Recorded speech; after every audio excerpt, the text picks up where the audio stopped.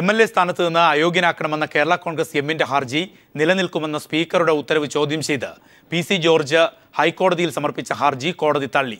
കൃത്രിമരേഖകളുടെ അടിസ്ഥാനത്തിലാണ് തനിക്കെതിരായ പരാതിയെന്ന് ചൂണ്ടിക്കാട്ടിയാണ് PC George ഹൈക്കോടതിയെ സമീപിച്ചത്. ഈ വിഷയത്തിൽ സ്പീക്കറുടെ തെളിവെടുപ്പ് 29-ന് നടക്കും. ചീഫ് വിപ്പ് തോമസ് ഉണ്ണിയാടൻ നൽകിയ അപേക്ഷ ക്രമപ്രകാരമല്ലെന്ന തന്റെ വാദം തള്ളി സ്വാഭാവിക നീതിയുടെ ലംഘനമാണെന്ന് ചൂണ്ടിക്കാട്ടിയാണ് PC ജോർജ് കോടതിയെ സമീപിച്ചത്. സ്പീക്കർ പരാതി പരിശോധിച്ച് കഴമ്പുണ്ടോ എന്ന് വിലയിരുത്തിയിട്ടില്ല. പരാതിയോടൊപ്പമുള്ള രേഖകൾ സാക്ഷ്യപ്പെടുത്തിയിട്ടില്ല. പരാതിയും അതിന്റെ പകർപ്പും വ്യത്യസ്തമാണെന്നും അസൽ രേഖകൾ പരിശോധിക്കാൻ അവസരം നൽകിയില്ലെന്നുമായിരുന്നു PC ജോർജ് ഹൈക്കോടതിയിൽ വാദിച്ചത്. തോമസ് ഉണ്ണിയാടൻ നൽകിയ പരാതി നിയമപരമാണെന്നും ഇക്കാര്യത്തിൽ കോടതിക്ക് ഇടപെടാനാവില്ലെന്നും സിംഗിൾ ബെഞ്ച് വ്യക്തമാക്കി.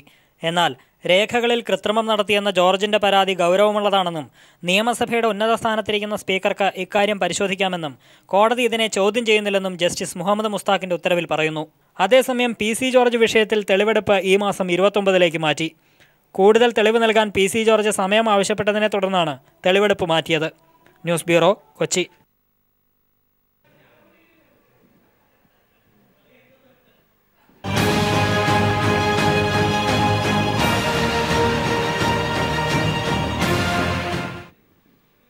തോട്ടം തൊഴിലാളികളുടെ ദിവസവേതനം പുതുക്കി നിശ്ചയിക്കുന്നതിനുള്ള PLC യോഗം നാളെ തിരുവനന്തപുരത്ത് ചേരും. മൂന്നാർ സമരത്തിന്റെ പശ്ചാത്തലത്തിൽ ഏറെ നിർണായകമാണ് യോഗം. 500 രൂപ ദിവസവേതനമെന്ന ആവശ്യത്തിൽ ഉറച്ചു നിൽക്കുകയാണ് ട്രേഡ് യൂണിയനുകൾ. എന്നാൽ നേരിയ വർധനവ് മാത്രമേ അനുവദിക്കാനാകൂ എന്നാണ് തോട്ടമുടമകളുടെ നിലപാട്. പ്രശ്നം പരിഹരിച്ചില്ലെങ്കിൽ തോട്ടങ്ങളിൽ ലോക്കൌട്ട് പ്രഖ്യാപിച്ചേക്കും. സർക്കാർ പ്രതിനിധികളും തോട്ടമുടമകളും അംഗീകൃത ട്രേഡ് യൂണിയൻ പ്രതിനിധികളും ഉൾപ്പെടുന്ന PLC 3 വർഷത്തിലൊരിക്കൽ ചേർന്ന് വേതനം പുതുക്കി നിശ്ചയിക്കണമെന്നാണ് ചട്ടം. 2014-ൽ കൂടേണ്ടിയിരുന്ന PLC 1.5 വർഷം വൈകിയാണ് ഇപ്പോൾ ചേരുന്നത്. നിർണായകമായ യോഗത്തിൽ 500 രൂപ പ്രതിദിന വേതനമെന്ന ആവശ്യത്തിൽ ട്രേഡ് യൂണിയനുകൾ ഉറച്ചു നിൽക്കും. എന്നാൽ തോട്ടമുടമകൾ ഇക്കാര്യത്തിൽ കർശന നിലപാടിലാണ്. കഴിഞ്ഞ ദിവസം ചേർന്ന പ്ലാന്റേഷൻ ഉടമകളുടെ യോഗം ഇക്കാര്യത്തിൽ വിട്ടുവീഴ്ച വേണ്ടെന്ന നിലപാടാണ് സ്വീകരിച്ചത്.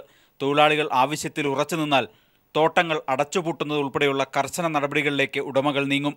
Association of plantations Kerala chairman C. വിനയരാഘവൻ 13-14% increase ആണ് ഞങ്ങൾ നോക്കിക്കൊണ്ടിരിക്കുന്നത്. ഇനി അതിനെക്കാട്ടിലും എന്തെങ്കിലും ഒരു മാറ്റം വരുത്തണമെങ്കിൽ നോക്കും. പക്ഷേ 200-100% വർധനം പറഞ്ഞാൽ it is out of question. ഞങ്ങൾക്കൊന്നും ചെയ്യാൻ പറ്റില്ല. അതിൽ യാതൊരു സംശയമില്ല. തേയില, റബ്ബർ, കാപ്പി, ഏലം തോട്ടങ്ങളിലെ തൊഴിലാളികളുടെ ദിവസവേതനമാണ് PLCയിൽ നിശ്ചയിക്കുക. ഒപ്പം കുട, കമ്പിളി, യാത്രാബത്ത തുടങ്ങിയ മറ്റ് ആനുകൂല്യങ്ങളും തീരുമാനിക്കണം. അംഗീകാരമില്ലാത്ത തൊഴിലാളി സംഘടനകളുടെ പ്രതിനിധികൾക്ക് PLCയിൽ പങ്കെടുക്കാനാവില്ല. ഈ സാഹചര്യത്തിൽ മൂന്നാറിലെ സമര നേതാക്കൾക്ക് PLCയിൽ നിന്നും വിട്ടുനിൽക്കേണ്ടി വരും. News bureau, Kochi. ശമ്പള വർധനവും ബോണസും ആവശ്യപ്പെട്ട് നെല്ലിയാമ്പതിയിൽ തോട്ടം തൊഴിലാളികൾ സത്യാഗ്രഹ സമരം നടത്തി.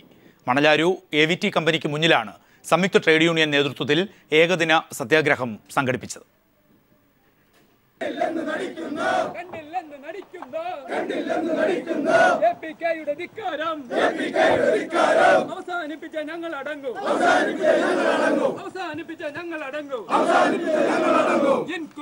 രാവിലെ പ്രകടനമായെത്തിയാണ് സത്യാഗ്രഹം ആരംഭിച്ചത്. സംയുക്ത ട്രേഡ് യൂണിയൻ നേതൃത്വത്തിൽ മണലാരു AVT കമ്പനിക്ക് മുന്നിലാണ് സത്യാഗ്രഹം. സത്യാഗ്രഹ സമരം CITU പാലക്കാട് ജില്ലാ സെക്രട്ടറി PK ശശി ഉദ്ഘാടനം ചെയ്തു. പണിമുടക്കാതെയുള്ള പ്രതിഷേധമാണ് തൊഴിലാളി യൂണിയനുകളുടെ നേതൃത്വത്തിൽ നടന്നത്. നാളെ ചേരുന്ന PLC മീറ്റിംഗിൽ അനുകൂല തീരുമാനമുണ്ടായില്ലെങ്കിൽ പണിമുടക്കിലേക്ക് നീങ്ങുമെന്ന് പ്ലാന്റേഷൻ വർക്കേഴ്സ് യൂണിയൻ CITU നേതാവ് R. ചിത്രംപിള്ള പറഞ്ഞു. നാളത്തെ PLC ചർച്ചയിൽ തൊഴിലാളികളുടെ അവരുടെ ജീവിത പ്രശ്നമായ കൂലി പുതുക്കി നിശ്ചയിച്ച് കരാറാകുന്നില്ലെങ്കിൽ അനിശ്ചിതകാല പണിമുടക്കിനാണ് എല്ലാ യൂണിയനും കൂടി ആലോചിക്കുന്നത്. നെല്ലിയാമ്പതിയിലെ വിവിധ തോട്ടങ്ങളിലായി 1500-ലധികം തൊഴിലാളികൾ ജോലി ചെയ്യുന്നുണ്ട്. കഴിഞ്ഞ തവണ 16% ബോണസ് ഇത്തവണ 8 കുറച്ചു. അടിസ്ഥാന സൗകര്യമൊരുക്കാത്ത മാനേജ്മെന്റ് നിലപാടിൽ കടുത്ത അമർഷത്തിലാണ് നെല്ലിയാമ്പതിയിലെ തോട്ടം തൊഴിലാളികൾ. News bureau, Palakkad. തോട്ടം തൊഴിലാളികളുടെ വേതന വർധനവുമായി ബന്ധപ്പെട്ട് നാളെ ചേരുന്ന PLC യോഗത്തെ വളരെ പ്രതീക്ഷയോടെ ഉറ്റുനോക്കുന്നതായി മുഖ്യമന്ത്രി ഉമ്മൻചാണ്ടി. തൊഴിലാളികളുടെ വേതനം വ്യവസായത്തിന് താങ്ങാൻ കഴിയുന്നതാവണമെന്നും ഉമ്മൻചാണ്ടി പറഞ്ഞു. തൊഴിലാളികൾക്ക് ലഭിക്കുന്ന ബോണസിൽ കുറവ് വന്നപ്പോഴുണ്ടായ പൊട്ടിത്തെറിയാണ് സമരമെന്നും മുഖ്യമന്ത്രി തിരുവനന്തപുരത്ത് വ്യക്തമാക്കി.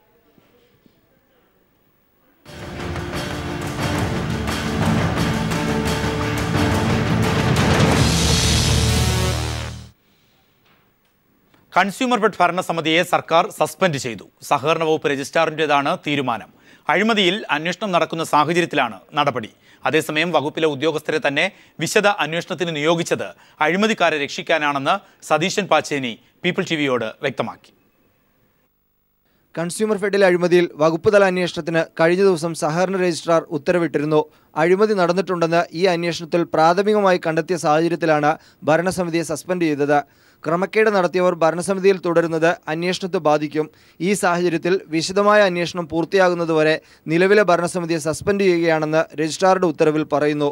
സഹകരണ ജോയിന്റ് രജിസ്ട്രാർ പി ദിലീപ് കുമാറിനാണ് വിശദ അന്വേഷണത്തിന്റെ ചുമതല. അതേസമയം വകുപ്പ് മന്ത്രിക്കെതിരെയും ആരോപണമുയർന്ന അഴിമതിയിൽ ഉദ്യോഗസ്ഥർ നടത്തുന്ന അന്വേഷണം പ്രഹസനമാണെന്ന് ഭരണകക്ഷിയിൽ തന്നെ അഭിപ്രായമുയർന്നു. പൊതുസമൂഹത്തിന് ബോധ്യപ്പെടുന്ന നടപടികളല്ല ഉണ്ടായതെന്ന് സതീശൻ പാച്ചേനി പീപ്പിളിനോട് പ്രതികരിച്ചു. സഹകരണ വകുപ്പിന്റെ കീഴിൽ പ്രവർത്തിക്കുന്ന ഈ സ്ഥാപനത്തിലെ ക്രമക്കേട് പൂർണ്ണമായിട്ടും കണ്ടുപിടിക്കാൻ കഴിയുമെന്ന് വിശ്വസിക്കാൻ ബുദ്ധിമുട്ടുണ്ട്. പൊതുസമൂഹത്തിന് കൂടി ബോധ്യപ്പെടണം.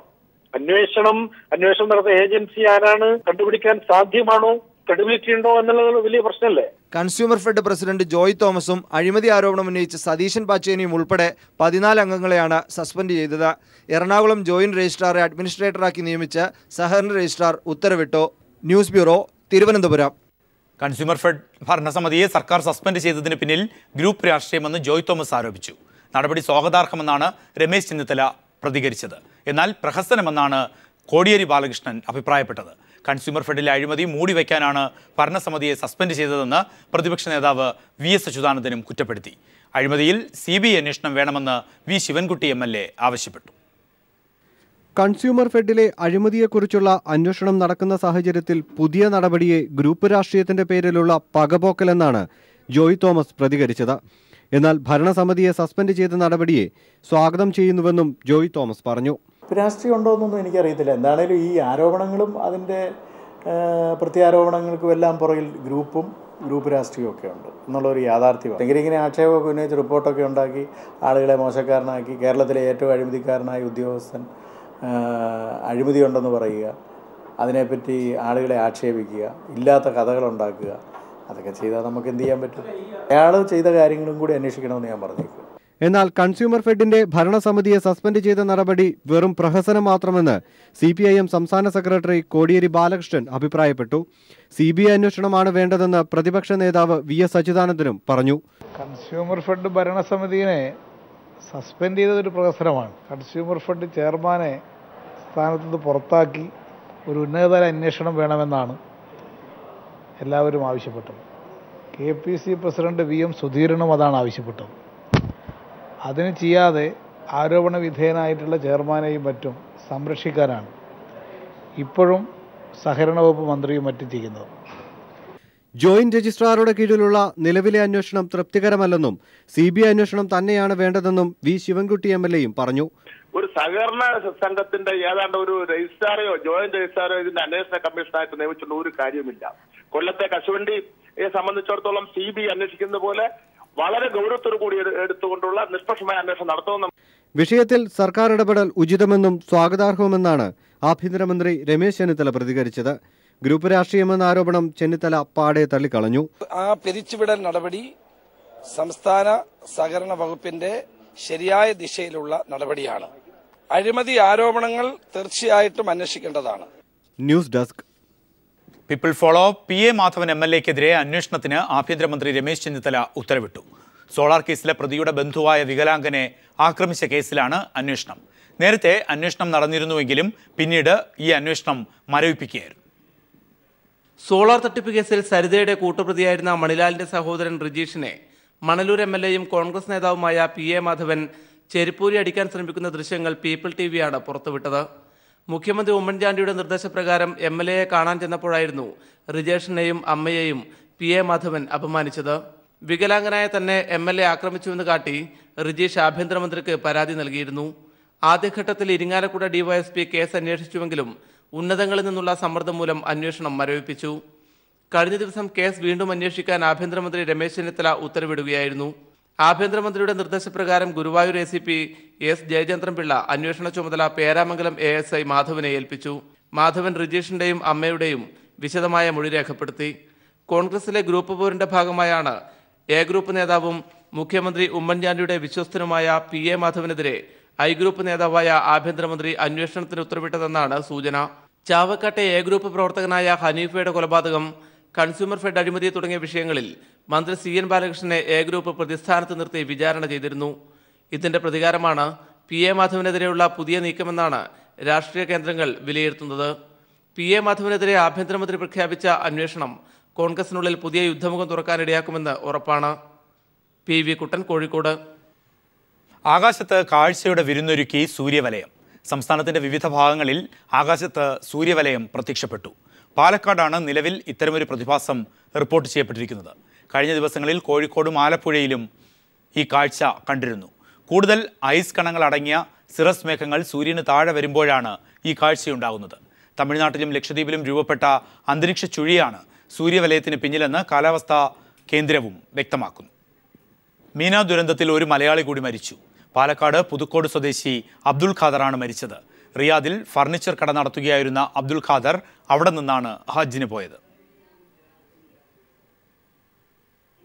അതേസമയം തീർത്ഥാടകർ നിർദ്ദേശങ്ങൾ പാലിക്കാത്തതാണ് മിനയിൽ ദുരന്തത്തിന് കാരണമായതെന്ന് സൗദി ആരോഗ്യമന്ത്രി വ്യക്തമാക്കി. നിശ്ചയിച്ച പ്രകാരം ക്രമം തെറ്റിച്ച് ചില സംഘങ്ങൾ കല്ലേറിന് പുറപ്പെട്ടതാണ് അപകടത്തിന് കാരണമെന്നും അദ്ദേഹം അറിയിച്ചു. മിന ദുരന്തത്തിന്റെ കാരണം വിശകലനം ചെയ്യുന്നതിനായി സൗദി കിരീടാവകാശി മുഹമ്മദ് ബിൻ നായിഫ് രാജകുമാരന്റെ അധ്യക്ഷതയിൽ ചേർന്ന യോഗം സംഭവത്തെക്കുറിച്ച് അന്വേഷിക്കുന്നതിന് പ്രത്യേക സമിതിയെ ചുമതലപ്പെടുത്തി. പരിക്കേറ്റ എല്ലാവരെയും മക്കയിലെ ആശുപത്രികളിലേക്ക് മാറ്റി. റെഡ് ക്രസന്റിന്റെ 166ഓളം യൂണിറ്റുകൾ രക്ഷാപ്രവർത്തനത്തിന് രംഗത്തുണ്ട്. തീർത്ഥാടകരെ ചികിത്സിക്കുന്നതിന് 5000 ബെഡുകളാണ് മക്കയിലെ ആശുപത്രികളിൽ ഒരുക്കിയിരിക്കുന്നത്. അതേസമയം ഇത്തവണ ഹജ്ജിനെത്തിയവരിൽ 13,84,941 പേർ സൗദിക്ക് പുറത്തുനിന്നുമാണ് ഹജ്ജ് കർമ്മം നിർവഹിക്കാനെത്തിയതെന്ന് Saudi statistics and information directorate അറിയിച്ചു. 29,823 വാഹനങ്ങളിലായാണ് സൗദിയിൽ നിന്നുള്ള തീർത്ഥാടകർ മക്കയിലേക്ക് പ്രവേശിച്ചത്. സൗദിയിൽ നിന്നും 2 ലക്ഷം തീർത്ഥാടകർക്കാണ് സൗദി ഹജ്ജ് മന്ത്രാലയം ഇത്തവണ അനുമതി പത്രം നൽകിയിരുന്നത്. മിനയിലുണ്ടായ അപകടത്തെ തുടർന്ന് സൗദിയിലെ പലയിടങ്ങളിലും പെരുന്നാൾ ആഘോഷങ്ങൾ മാറ്റിവെച്ചു.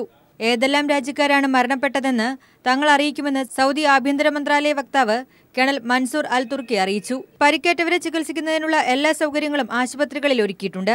പരിക്കേറ്റ ചിലരെ ജിദ്ദയിലെയും തായിഫിലെയും ആശുപത്രികളിലേക്ക് മാറ്റിയതായും അദ്ദേഹം അറിയിച്ചു. News bureau, Jeddah.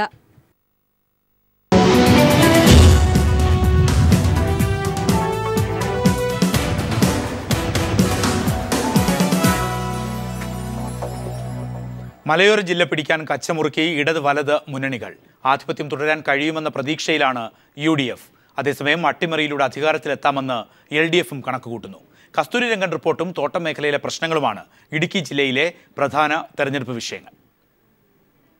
2010 തദ്ദേശ തെരഞ്ഞെടുപ്പിൽ UDFിനായിരുന്നു ഇടുക്കി ജില്ലയിൽ ആധിപത്യം. 16 സീറ്റും നേടി ജില്ലാ പഞ്ചായത്തും, 8 സീറ്റും നേടി ബ്ലോക്ക് പഞ്ചായത്തും, 53 43 സീറ്റ് നേടി ഗ്രാമപഞ്ചായത്തും UDFിനൊപ്പം നിന്നു. തൊടുപുഴ മുനിസിപ്പാലിറ്റിയും UDFിനാണ് ലഭിച്ചത്. എന്നാൽ UDFിന്റെ വാഗ്ദാന ലംഘനങ്ങളും കസ്തൂരി രംഗൻ റിപ്പോർട്ടിലെ പ്രശ്നങ്ങളും പട്ടയ പ്രശ്നങ്ങളും ചൂണ്ടിക്കാട്ടി ഇത്തവണ ജില്ല തിരിച്ചുപിടിക്കാമെന്നാണ് LDF കണക്കുകൂട്ടുന്നത്. ഭരണം ഏകപക്ഷീയമായി വന്നതിനെ തുടർന്നുള്ള വൻതോതിലുള്ള അഴിമതിയോടൊപ്പം ജില്ലയെ ബാധിക്കുന്ന പ്രശ്നങ്ങളിൽ ഏറ്റവും പ്രധാനം ഇന്നും കസ്തൂരി രംഗൻ റിപ്പോർട്ട് തന്നെയാണ്. യഥാർത്ഥത്തിൽ ഗവൺമെൻറ് ഇടുക്കി ജില്ലയിലെ മാത്രമല്ല കേരളത്തിൻ്റെ മലമേഖലയിലെ ജനങ്ങളെ വഞ്ചിച്ചുകൊണ്ടുള്ള സമീപനമാണ്. എന്നാൽ മുൻവർഷത്തേക്കാൾ മികച്ച വിജയം നേടാൻ കഴിയുമെന്നാണ് UDF കണക്കുകൂട്ടുന്നത്. സാധാരണ ഇതിലൊരു ഭരണവിരുദ്ധ വികാരം സാധാരണ രീതിയിലുണ്ടാകും. ഞങ്ങൾ അങ്ങനെ ഒരു കാര്യം ഇത്തവണ ഈ തെരഞ്ഞെടുപ്പിൽ ഉണ്ടാകുമെന്ന് പ്രതീക്ഷിക്കുന്നില്ല. കാരണം ഞങ്ങൾക്ക് ഈ ത്രിതല പഞ്ചായത്ത് സംവിധാനത്തിൻ്റെ ഭരണത്തിൽ തിരഞ്ഞെടുക്കപ്പെട്ട ജനപ്രതിനിധികൾ അവരുടേതായിട്ടുള്ള പങ്ക് വഹിച്ചിട്ടുണ്ട്. ഗവൺമെൻറ്റിൻ്റെ ഭാഗത്തുനിന്ന് ഒരിക്കലും ഉണ്ടാകാത്ത സഹായം കിട്ടിയിട്ടുണ്ട്. അത് ഈ തെരഞ്ഞെടുപ്പ് വേളയിൽ ഞങ്ങൾക്ക് കൂടുതൽ ആത്മവിശ്വാസം തരുന്ന കാര്യമാണ്. കട്ടപ്പന ഇടുക്കി ജില്ലയിലെ രണ്ടാമത്തെ മുനിസിപ്പാലിറ്റി ആയതോടെ ഒരു ഗ്രാമപഞ്ചായത്ത് കുറഞ്ഞത് മാത്രമാണ് ഈ തെരഞ്ഞെടുപ്പിലുള്ള മാറ്റം. 11 ലക്ഷം ജനങ്ങളിൽ 8 ലക്ഷം വോട്ടർമാരാണ് മലയോര ജില്ല ആര് ഭരിക്കണം എന്ന് തീരുമാനിക്കുന്നത്. തോട്ടം തൊഴിലാളി പ്രശ്നമടക്കം കത്തി നിൽക്കുന്ന വേളയിൽ ആധിപത്യം തുടരാൻ UDFിന് കഴിയുമോ? അതല്ല ഒരു തിരിച്ചടി നൽകി ഭരണം പിടിച്ചെടുക്കാൻ LDFിന് കഴിയുമോ? കാത്തിരുന്ന് കാണാം. ഇടുക്കിയിൽ നിന്ന് ദിലീപ് ഗോപിക്കൊപ്പം സമീർ വടങ്ങോട്. ഫിമ ജുവലറിയുടെ UAEയിലെ രണ്ടാമത്തെ ഷോറൂം ഷാർജയിൽ പ്രവർത്തനം ആരംഭിച്ചു. ഷോറൂമിന്റെ ഉദ്ഘാടനം ചലച്ചിത്ര താരം ദുൽഖർ സൽമാനും Sulekha hospitals MD doctor Sulekha ദാവൂദും നിർവഹിച്ചു. ഷാർജ ബുദീനയിലുള്ള നെസ്റ്റോ ഹൈപ്പർ മാർക്കറ്റിലാണ് ഷോറൂം പ്രവർത്തിക്കുന്നത്.